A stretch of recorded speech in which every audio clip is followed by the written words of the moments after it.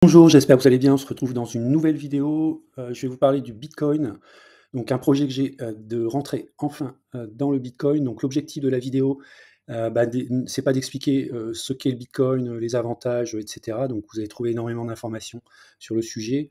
Le principe de la vidéo, elle va être coupée en 2 parties. La première partie, je vais faire un petit récapitulatif chronologique des grandes dates clés, de l'adoption institutionnelle. Donc qui est un petit peu un facteur déclencheur, pour moi, qui ne suis généralement pas un early adopter. Généralement, je préfère passer un peu de temps à de l'analyse et puis lorsque le marché est mûr, eh bien, c'est de rentrer en fait, à l'intérieur du marché. C'est à mon avis le cas, aujourd'hui. Alors certains pourraient dire c'est un peu tard, effectivement, mais je pense qu'aujourd'hui le marché, du bitcoin est mûr. On verra ensuite quelles sont les possibilités, lorsqu'on est investisseur d'investir dans le bitcoin. On verra, il y a différentes possibilités. Et puis, quel est le meilleur moment pour entrer, en position, dans ce bitcoin? Alors, on démarre avec un avertissement. Je ne suis pas conseiller financier. Cette vidéo n'a pas pour but de vous proposer un placement financier ou un quelconque conseil d'achat, mais uniquement un but pédagogique et de partage. Vous restez responsable de vos investissements. Alors, je vais démarrer avec un récapitulatif chronologique des grandes dates clés de l'adoption institutionnelle du bitcoin. Alors, il y a plusieurs périodes. Il y a une première période 2009-2016, donc ces premières expérimentations. On va voir qu'en janvier 2009, c'est la création du Bitcoin par Satoshi Nakamoto. Alors, certains pensent que c'est plutôt une création des Américains. Bon, il y a beaucoup d'histoires sur le sujet. C'est pas le but, en tout cas, aujourd'hui, de rentrer dans ce type de polémique. Première date clé, c'est 2013. La Banque centrale de Chypre, donc en Europe, va imposer un bail-out, c'est-à-dire la possibilité d'acheter au travers d'un fonds pour des particuliers, d'acquérir des bitcoins. Donc il y a un certain intérêt des particuliers et de quelques gestionnaires de fonds. Ensuite, en 2014, c'est Bloomberg qui ajoute le prix du bitcoin à ses terminaux. Donc il y a un début en fait de cotation, ce qui permet notamment d'attirer l'attention des institutionnels. En 2015, c'est le New York Stock Exchange qui investit dans la plateforme Coinbase. Ensuite, on va avoir une deuxième période, c'est la période 2017-2020, donc il y a un début de l'intérêt qui devient un peu plus sérieux. On démarre en décembre 2017 où CME et CBOE, qui sont les plateformes de cotation, lancent les premiers futurs bitcoins aux États-Unis. Donc on va commencer à voir notamment de la gestion spéculative autour du bitcoin. En 2018, c'est le fonds Fidelity qui lance Fidelity Digital Assets, donc une division dédiée à la garde crypto pour des institutionnels. En 2019, donc on voit la société Bakkt, qui est une filiale d'IC, donc du New York Stock Exchange, lance un marché régulé pour le Bitcoin. Et en août 2020, MicroStrategy devient la première entreprise cotée à acheter du Bitcoin comme réserve de trésorerie. C'est ce qu'on appelle les BTC. Elle sera par la suite suivie par de nombreuses entreprises et un peu plus récemment également, des sociétés françaises qui se sont lancées dans l'aventure.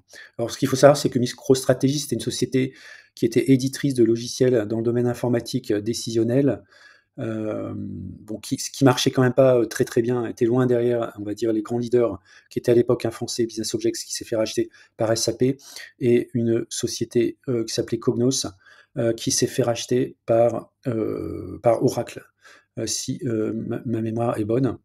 Donc MicroStrategy, on va dire, avait du mal à percer, donc se sont lancés sur le Bitcoin en tant que Bitcoin Treasury Company. L'étape suivante depuis 2021, donc ce qu'on va appeler l'effet domino, c'est l'institutionnalisation accélérée. Janvier-mars 2021, Tesla achète plus de 1,5 milliard de Bitcoin. En février 2021, on a la banque de New York Mellon qui annonce également un service de garde Bitcoin pour ses clients institutionnels. Ensuite, en mars 2021, c'est Morgan Stanley qui autorise l'accès au Bitcoin à ses clients très fortunés. En juin 2021, on a des pays comme le Salvador qui devient le premier pays au monde à adopter Bitcoin comme monnaie légale.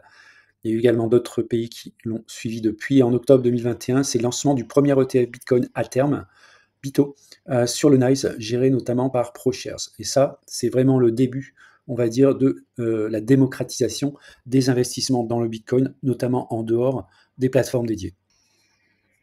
Ensuite, on a une période 2022-2023 qui est la maturité institutionnelle et notamment une prudence post-bull run. Effectivement, en 2022, l'année a été marquée par la faillite de FTX, Donc ce qui a ramené un retour à la prudence chez les institutionnels et en été 2023, BlackRock dépose une demande pour un ETF spot Bitcoin marquant un tournant symbolique et en décembre 2023, Franklin Templeton, Fidelity, Invesco, etc. déposent également leur demande d'ETF spot Bitcoin. Alors en gros, c'est quoi un ETF spot? C'est un ETF qui est adossé notamment, en l'occurrence ici, à des bitcoins physiques. Alors ensuite, la période 2024-2025, donc ça bascule historique. Donc là, il y a vraiment une adoption massive via les ETF. Ça démarre en janvier 2024. Donc là, SEC approuve les premiers ETF spot Bitcoin aux États-Unis, donc ceux de BlackRock, Fidelity, ARK, etc.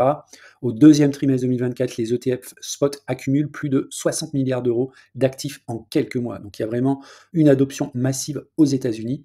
En avril 2024, c'est un halving du Bitcoin avec un afflux massif de capitaux institutionnels. Et actuellement, en 2025, on a de plus en plus de fonds de pension, de family office et de banques privées qui intègrent le Bitcoin dans leur stratégie ou dans leurs produits. Et en 2025, donc plusieurs pays émergents envisagent le choix du Bitcoin comme actif de réserve partielle. Alors c'est le cas par exemple de l'Argentine, du Venezuela, etc. À la fin de la première partie, donc un petit récapitulatif sur l'histoire en fait de l'adoption, notamment institutionnelle, du Bitcoin. Donc maintenant, je vais vous parler de mon projet d'investissement dans la crypto-monnaie. Donc j'envisage d'investir prochainement dans le Bitcoin. Alors pour cela, j'ai étudié les différentes possibilités et vecteurs et mon choix se porte sur un ETN. C'est une sorte d'ETF basé ici uniquement sur le Bitcoin. Effectivement, alors il y a beaucoup de crypto-monnaies ou crypto-actifs. Alors j'ai choisi le Bitcoin en fait pour une raison principale. Déjà, c'est que c'est la première capitalisation en termes de crypto-actifs et l'adoption également qui est massive, notamment des États, des institutionnels. Et la troisième raison qui, à mon avis, est aussi une source de motivation, c'est que le Bitcoin a un nombre de Bitcoin qui est fini. Donc ça veut dire qu'il n'y a pas de création comme la création monétaire de manière infinie. Il y aura un nombre fini de Bitcoin. Et ça, dans un contexte inflationniste au niveau de la croissance des masses monétaires, que ce soit du dollar, de l'euro ou de toutes les monnaies, je pense que sur un horizon moyen long terme, ça peut être tout à fait intéressant de détenir de manière directe ou indirecte des bitcoins, puisque la conversion entre bitcoin et n'importe quelle monnaie eh bien, va nécessairement augmenter dans le temps. Alors je dis nécessairement, non, pas forcément, hein. Le bitcoin peut tout à fait retourner à zéro, mais en tout cas, la logique voudrait que la parité soit avantageuse pour le bitcoin, puisque le nombre de bitcoins est limité dans le temps. Alors la première possibilité, c'est l'achat direct de Bitcoin, ce qu'on appelle l'exposition physique. Donc elle offre l'avantage, vous détenez en pleine propriété l'actif, vous avez une exposition directe à l'évolution du prix du Bitcoin et vous avez un contrôle de la conservation. Donc par exemple, vous allez stocker votre Bitcoin dans un wallet personnel. L'inconvénient, c'est la volatilité du Bitcoin, mais ça, je veux dire, quel que soit le support, vous allez la trouver, et le risque de perte en cas de mauvaise gestion du wallet. Si vous perdez votre wallet physique ou alors l'ensemble des mots-clés qui protègent ce wallet, et là, c'est terminé. Alors, vous pouvez également donc stocker votre Bitcoin sur des plateformes. On va retrouver par exemple Binance, Kraken, Coinbase, Bitpanda, eToro, Swissborg, qui peuvent le faire pour vous. La deuxième possibilité que j'avais évaluée, c'est un ETF Bitcoin Spot ou futur. Alors, la majorité des ETF Bitcoin Spot sont américains et ils sont réservés notamment aux ressortissants américains. Alors, si un Européen peut acheter un Bitcoin sur les plateformes iShare, Fidelity, ARK, vous pouvez me le mettre en commentaire. Alors, l'inconvénient, c'est qu'il y a des frais de gestion entre 0,2 et 1% par an. Vous n'êtes pas directement propriétaire en fait du Bitcoin. En troisième point, c'est produits dérivés structurés. Alors là, on est plus dans une approche de trading. Donc, je vais passer très rapidement, hein. Ce serait des turbos, des warrants, des futurs BTC ou des options sur le BTC. Alors, avantage, effet de levier et instruments associés. Inconvénient, complexité et un risque de perte totale en cas de mauvaise gestion. Là, on est dans la pure spéculation. La quatrième possibilité, c'est d'acheter des actions de sociétés exposées au Bitcoin. Donc, on en a parlé, MicroStrategy. Vous avez Marathon Digital, Riot Platform ou Coinbase, qui est la plateforme crypto. Et également la possibilité donc d'acheter des fonds ou ETP. Alors moi, c'est ce que je vais faire, un ETN qui est un ETP crypto. Donc vous en avez plusieurs qui proposent. L'avantage, c'est que c'est un produit un peu comme les ETF, avec notamment des caractéristiques et un certain nombre de sécurités et de garanties qui sont données au travers des sociétés qui commercialisent ce type de produits. Enfin, vous avez les certificats et produits bancaires. Donc, ce sont des certificats indexés émis par exemple par Société Générale, Vontobel ou Leonteq. Donc, ce sont des certificats trackers sur BTC avec un code ISIN qui est bien spécifique.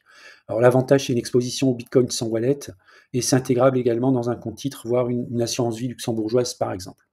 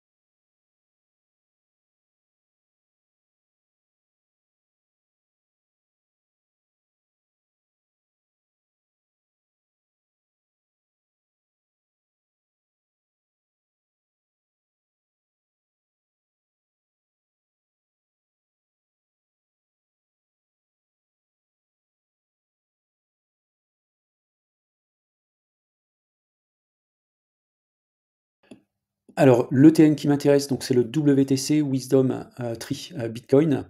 Donc on peut voir ici, donc, on a un premier niveau de retracement au 20,84. Donc moi, ce que j'aimerais, c'est aller chercher sur des niveaux, de consolidation beaucoup plus bas. Donc on voit ici, qu'il y a un support horaire autour des, 16 € et puis, ici, un plat qui se situe entre, 20 € et 21 €. Donc pour moi, cette zone ici, 20-21 € serait une première zone pour, rentrer en fait sur, cette ETN. Ensuite, éventuellement, aller chercher un renfort, plutôt autour des 16 € ici, si on y retourne bien sûr en cas de consolidation un petit peu plus forte. Voilà, donc encore une fois, c'est un projet d'investissement, hein, donc j'ai tout mon temps. Je sais que je vais rentrer à un moment donné, sur le bitcoin. Je ne sais pas encore quand et à quel cours. En tout cas, c'est tout simplement, l'objectif de la vidéo, c'est partager avec vous. Donc si vous avez un peu plus, on va dire d'expérience, notamment sur ce produit WBTC, n'hésitez pas à le mettre en commentaire. Bah, je vous dis à bientôt pour une prochaine vidéo.